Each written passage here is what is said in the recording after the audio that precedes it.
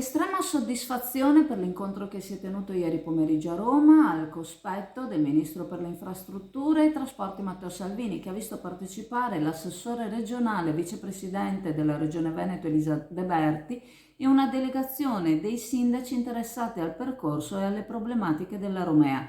Tra di loro il sindaco di Chioggia Mauro Armelao, che ha espresso chiaramente il desiderio di essere presente proprio per i problemi che la Romea crea nel nostro territorio.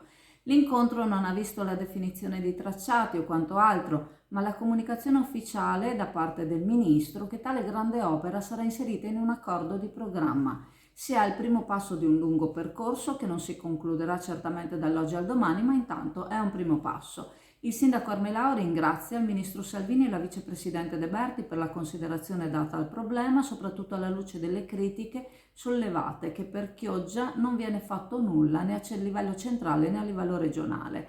Durante il precedente incontro che si era tenuto nel tardo autunno, alcuni sindaci, non tutti gli interessati, avevano dato mandato alla De Berti di interloquire col ministro, ciò che è stato fatto ieri.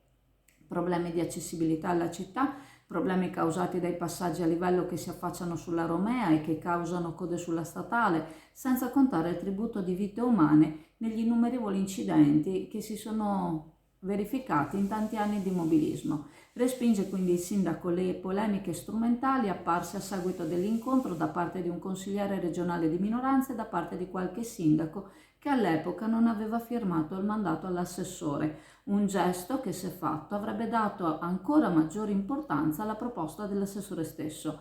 Chiude con queste parole la volontà di qualcuno di creare polemiche attorno a questo nascere di una variante dell'attuale Romea che va oltre alla messa in sicurezza del tracciato attuale della statale 309.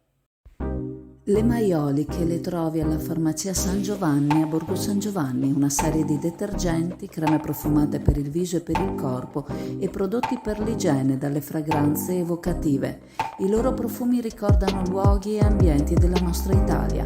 Il loro design ricorda le classiche ceramiche della tradizione, simbolo di ricercatezza e raffinatezza.